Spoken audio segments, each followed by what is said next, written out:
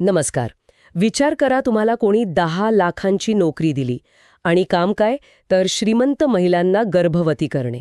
हम्म. अहो खरंच, हे ऐकून हसावं की रडावं हेच कळत नाही.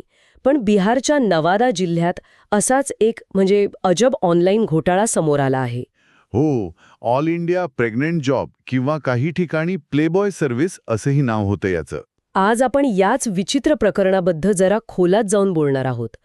हा सापळा नेमका कसा रचला होता आणि लोक त्यात इतक्या सहज कसे अडकले. ऑफरच तशी होती. ऑफर तर एकदम सिनेमात शोभेल अशी होती. श्रीमंत निपुत्रिक महिलांना गर्भवती करा आणि 10 लाख रुपये घरी घेऊन जा. आणि यातली सगळ्यात मोठी गंमत पुढेच आहे. हो, ती तुमचा प्रयत्न फसला तरी निम्मे पैसे 5 लाख रुपये मिळणारच. हे ऐकूनच अविश्वसनीय वाटतं. बरोबर. आणि हीच तर खरी मेख होती. अपयश आला तरी पैसे, ही लालूच लोकांना विचारच करू देत नव्हती. अच्छा. घोटाळेबाजांनी फेसबुक आणि व्हॉट्सअपवर अशा जाहिराती पसरवल्या की लोकांना वाटलं यात आपलं काहीच नुकसान नाहीये. खरंय. पण ऑफर विचित्र होती. ठीक आहे, तरीही लोक इतक्या सहज विश्वास कसा ठेवत होते? नक्कीच त्यांनी काहीतरी हुशारीने केलं असणार. हो, अगदी. विश्वास जिंकण्यासाठी ते आधी महिला मॉडेल्सचे फोटो पाठवायचे. एकदा का समोरचा माणूस जाळ्यात आला की मग खरा खेळ सुरू व्हायचा. रजिस्ट्रेशन फी, हॉटेल बुकिंग अशा नावाखाली पैसे उकळले जायचे. किती रक्कम साधारण? सुरुवातीला छोटी रक्कम, 2,000, 5,000, कधीकधी 10,000. अच्छा, सुरुवातीला छोटी रक्कम मागून अडकवायचं. अगदी. आणि इथेच माणसाचं मानसशास्त्र काम करतं. एकदा का तुम्ही थोडे पैसे गुंतवले की ते परत मिळवण्याच्या आशेने तुम्ही अजून पैसे गुंतवत राहता. बरोबर. तुम्हाला आतून कुठेतरी कळत असतं की आपली फसवणूक होतीये, पण तरीही तुम्ही थांबत नाही. यालाच मानसशास्त्रात संक कॉस्ट फॅलसी म्हणतात बहुतेक. हो, याच नादात लोक आपली सगळी बचत गमावून बसले.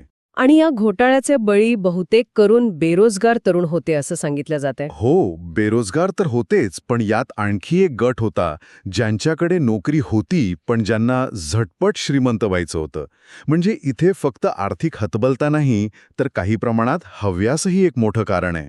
पण मला एक प्रश्न पडलाय. फसवणूक झाल्यावर लोक गप्प का बसले? पोलिसांकडे का नाही गेले? कारण हा विषयच तसा आहे ना. सामाजिक लाज, घरात काय सांगणार, मित्र काय म्हणतील, बदनामीची भीती. हो. आणि घोटाळेबाजांना हेच तर हवं होतं. त्यांची ही संपूर्ण योजना लोकांच्याच याच संकोचावर आणि गोपनीयतेवर टिकून होती. कुणी तक्रारच करणार नाही याची त्यांना खात्री होती. अगदी.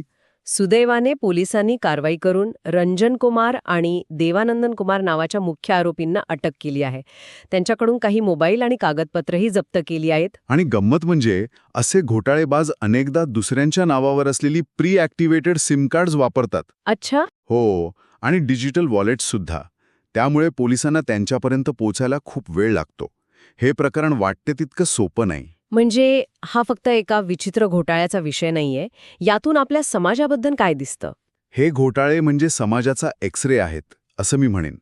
ते फक्त लोकांचा भोळेपणा नाही तर आपली व्यवस्था तरुणांना संधी देण्यात कुठे कमी पडतीये हेही दाखवतात. खरंय. जेव्हा सन्मानाने पैसे कमवण्याचे मार्ग कमी होतात तेव्हा लोक अशा विचित्र आणि धोकादायक मार्गांकडे आकर्षित होतात. थोडक्यात एक गोष्ट लक्षात ठेवली पाहिजे. कोणतीही गोष्ट जर खरी वाटण्यासारखी नसेल तर ती बहुतेक करून खोटीच असते. हो. ऑल इंडिया प्रेग्नंट जॉब हे त्याचं एकदम उत्तम उदाहरण आहे. आणि जाता जाता एक विचार करण्यासारखी गोष्ट. ही फसवणूक केवळ लोकांच्या आर्थिक गरजेवर नाही तर लैंगिकतेबद्दलच्या आपल्या सामाजिक संकोचावरही आधारलेली आहे. आपण असा समाज कसा तयार करू शकतो जिथे लोकांना अशा फसवणुकीबद्दल तक्रार करताना लाज किंवा भीती वाटणार नाही?